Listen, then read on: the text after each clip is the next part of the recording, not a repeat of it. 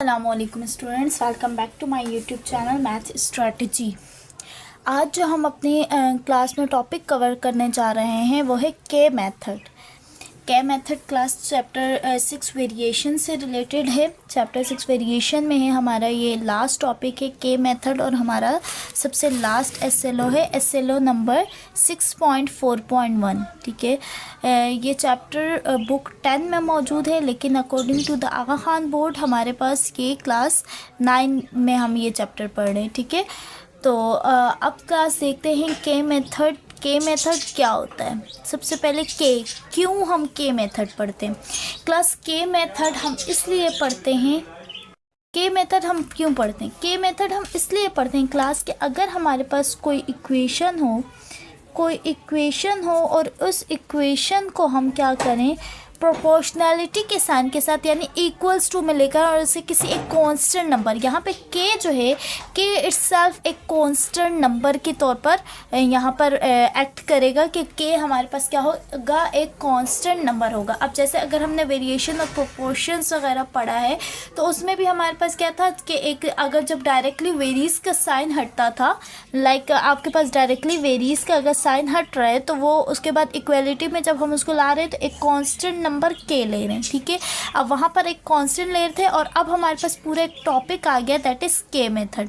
अब के मेथड हमारे पास क्या होता है class, if A ratio B proportion to C ratio D is a proportion। ठीक है, because it has four dots and these four dots are called proportion। ठीक है, यानी कि इक्वालिटी में हम कोई चीज़ लिख सकते हैं।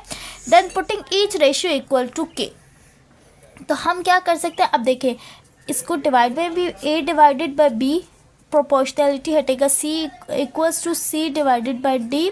अब हम इसको बराबर लिख सकते हैं किसके, के, यानी कि यहाँ पर एक कांस्टेंट नंबर आ जाएगा, दैट इज के।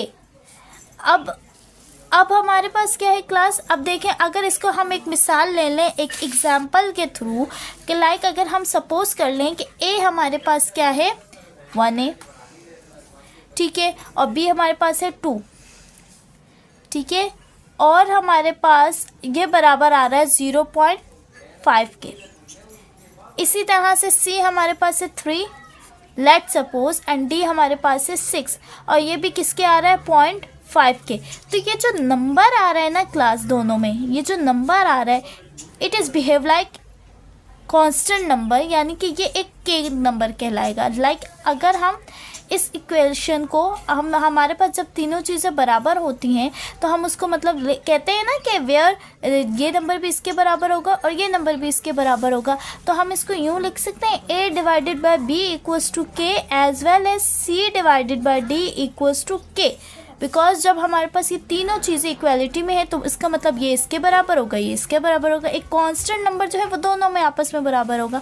तो अगर मैंने यहाँ पे कहा कि 1 divided by 2 equals to 0.5 and 3 divided by 6 equals to 0.5, so it's mean कि ये जो 0.5 है ये बिहेव किसके लिए, ये क्या कह रहा है कि ये कॉन्स्टेंट नंबर, ये क्या है क्लास, एक कॉन्स्टेंट नंबर है। तो इसको हम यूँ लिख सकते हैं कि 1 divided by 2 equals to 3 divided by 6 equals to 0.5। तो ये क्या आ गया, एक कांस्टेंट नंबर के बराबर हो गया। आपको समझ आया कि कॉन्सेप्ट क्या है, कि हम के मेथड तभी हमारे पास होता है कि हमारे पास क्या हो कि दो जो रेशोज़ हों वो बराबर हो एक कांस्टेंट नंबर के। अब देखें, अब ये देखें इसको अगर हम यूँ लिखें तो ये क्रॉस इसकी मल्टीप्लिकेशन भी हो सकती है। यहाँ पर क्लास कुछ नहीं तो 1, तो A1 सब A ही रहेगा इक्वल्स टू B के and C equals to D के। ये 1 से मल्टीप्लाई होगा तो ये तो वही आएगा, और D उधर जाके K से मल्टीप्लाई हो जाएगा। तो ये हमारे पास दो अल्फ़ाबेट A और C और जिनकी वैल्यूज़ आ गई B के एंड D के। तो ये था हमारा दो रेशोज़ में। तो ये हमारे पास 3 रेशोज़ में भी हो सकता है, लाइक ये यूँ भी हो सकता है A divide by B equals to C divided by D equals to E divided by F equals to K। यानी कि दो रेशोज़ हों, 3 रेशोज़ हों, हमारे पास ये जितने भी रेशोज़ हों उसमें हम क्या कर सकते हैं, इक्वल्स टू के बराबर हम उसको ले सकते हैं। ठीक है क्लास, ये कॉन्सेप्ट है के मेथड का। अब हम इसके एग्जाम्पल के थ्रू भी इसको करके देखते हैं कि हमारे पास किस तरह से ये हम इसको सॉल्व कर सकते हैं विद द हेल्प ऑफ के मेथड। के मेथड इजी ये, और हम इसको क्यों यूज़ करते हैं, क्योंकि क्लास अगर हमारे पास दो लेफ्ट हैंड साइड और राइट हैंड साइड दो इक्वेशंस आ जाएं और उन दो इक्वेशंस को आप किस तरह से सॉल्व करेंगे, तो इस के मेथड के थ्रू कि अगर वहाँ पर अल्फ़ाबेट यूज़ हो रहे हैं ए बी सी डी, तो हमारे पास क्या है, हमने ए की वैल्यू निकाली बी के और सी की वैल्यू निकाली डी के। और अगर ए और सी अल्फ़ाबेट यूज़ हो रहे हैं तो हम वहाँ पर जहाँ ए आएगा वहाँ हम लिखेंगे since A equals to B के एंड सी आएगा तो सी इक्वल्स टू डी के। ठीक है, तो हम वहाँ पर जब ये लिखेंगे तो उसकी हेल्प से हम क्या कर सकेंगे, अपना इक्वेशन को सॉल्व कर सकेंगे। तो अब हम इसको एक एग्जांपल के थ्रू करके देखते हैं कि किस तरह से हम के मेथड को सॉल्व कर सकते हैं। तो ये आपको समझ आया कि के मेथड 2 रेशोज़ में भी हो सकता है, 3 रेशोज़ में भी हो सकता है। बस ये जो के नंबर है वो एक्ट कर रहा है एज अ कांस्टेंट नंबर, ये एक कांस्टेंट नंबर है के मेथड। ठीक है, इसको आपने कोई देख के परेशान नहीं होना। अब हम इसके एग्जाम्पल करते हैं और फिर देखते हैं कि ये कैसे सॉल्व हो सकता है। ओके क्लास, ये अब हमारी एक एग्जाम्पल है जो हमने बुक से ही ली है। अब देखें इसको, हम देखते हैं कि सॉल्व कैसे। अब देखेंगे हमारे पास ए रेशो बी और सी रेशो डी 2 रेशोज़ हैं। ठीक है, तो अब इसको हम क्या करेंगे, सबसे पहले हम इसको सॉल्व करने के लिए हम क्या कर लेंगे, पहले टेकिंग लेफ़्ट हैंड साइड ले लेंगे। टेकिंग लेफ़्ट हैंड साइड लेंगे हम जब, तो हमारे पास आ जाएगा 3a + 2b divided by 3a - 2b। अच्छा, अब यहाँ पर a और b वेरिएबल यूज़ हो रहा है, तो a हमारे पास के मेथड के थ्रू हमने कौन से 2 वेरिएबल्स फाइंड किए, a और c, और b और d क्या k के साथ मल्टीप्लिकेशन में, तो हम यहाँ पर सिर्फ और सिर्फ a की वैल्यू पुट कर सकते हैं, दैट इज़ b के। हम लिखेंगे since a equals to b के।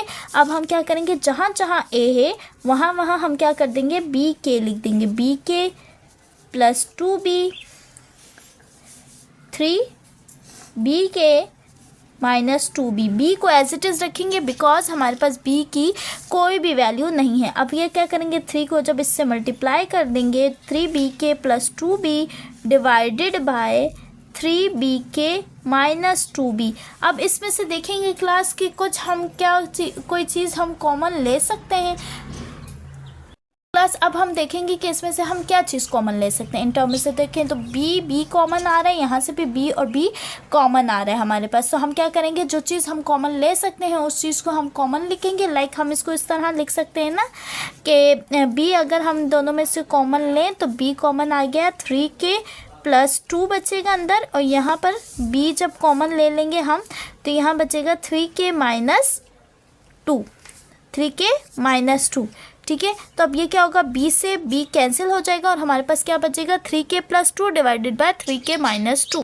तो क्लास हमारे पास ये क्या बचा, 3k + 2 अपॉन 3k - 2। हमने क्या किया, a की वैल्यू पुट की, उसके बाद जो कॉमन आ सकता था कॉमन लिया, और जो कैंसिलेशन हुआ उसके बाद हमारे पास क्या आ गया, ये आंसर। अब ये लेफ्ट हैंड साइड हमने सॉल्व किया। अब हम करेंगे right hand side solve. Right hand side हमारे पास क्या है, 3c + 2d divided by 3c - 2d। अब देखिए यहाँ पर क्या है, c वेरिएबल है, तो c को हमने किसके बराबर लिया था, a को b के और c को d के बराबर लिया था। तो अब जहाँ जहाँ c है वहाँ वहाँ हम क्या कर देंगे, d की वैल्यू पुट कर देंगे, d + 2d as it is, because हमारे पास d की कोई वैल्यू नहीं है, तो -2d। अब क्या होगा, इन सब में से अब पहले हम 3 को मल्टीप्लाई करवा देते हैं, +2d divided bye 3d -2d। अब क्या करेंगे क्लास, इसमें से क्या चीज़ कॉमन आ सकती है दोनों टर्म्स में से, तो हम कॉमन तभी लेते हैं वो चीज़ जो दोनों टर्म्स में इन्वॉल्व हो। तो d दोनों टर्म्स में इन्वॉल्व है, तो d को हम जब कॉमन ले लेंगे, 3k + 2 बचा अंदर, और यहाँ पर भी जब d कॉमन लिया तो 3k -2, d से d कैंसिल हो गया, हमारे पास क्या बचा, 3k + 2 एंड 3k -2। अब देखिए हमारे पास जो हमने लेफ्ट हैंड साइड फाइंड की थी और जो राइट हैंड साइड है वो दोनों बराबर आई, तो हम क्या कहेंगे, left hand side equals to right hand side, so that is, hence हम कहेंगे 3a plus 2b divided by 3a minus 2b equals to 3c plus 2d divided by 3c minus 2d। तो हमने कहा कि ये दोनों भी आपस में क्या है, बराबर हैं। तो देखें क्लास कितना इजी हमने क्या किया, बस एक के मेथड के थ्रू हमने अपनी इक्वेशंस फाइंड की। ठीक है, ये के मेथड के थ्रू हमने पहले प्रोपोर्शन सीखा, उसका कॉन्सेप्ट देखा कि किस तरीके से हम उसके मेथड को यूज़ कर सकते हैं। आइदर हम उसको 2 रेशोज़ में भी यूज़ कर सकते हैं और हम इसको 3 रेशोज़ में भी यूज़ कर सकते हैं। और उसके बाद फिर हमने with the help of example, बस जहाँ फर्स्ट ऑफ ऑल जहाँ पर ए की वैल्यू, तो हमने बी को क्यों नहीं रखा, क्योंकि हमारे पास बी की कोई वैल्यू है ही नहीं, सिर्फ हमारे वैल्यू है ए और सी की। तो हमने ए की जगह बी के रखा और सी की जगह डी के रखा, और लेफ्ट हैंड साइड और राइट हैंड साइड हमारे पास क्या आ गया, बराबर आ गया। तो आई होप क्लास कि आपको के मेथड अच्छे से समझ आया होगा कि के मेथड क्या होता है, हम किस लिए यूज़ करते हैं। प्रोपोर्शनैलिटी के लिए, मतलब हम 2 इक्वेशंस को बराबर लाने के लिए, सॉल्व करने के लिए हम के मेथड को यूज़ करते हैं। और के हमारे पास क्या होता है, एक कांस्टेंट नंबर होता है। ठीक है, तो if you like this video then don't forget to like, comment, subscribe and share it with your friends. Plus don't forget to press the bell icon. I will be right back with my another amazing video. तब तक के लिए अल्लाह हाफिज़।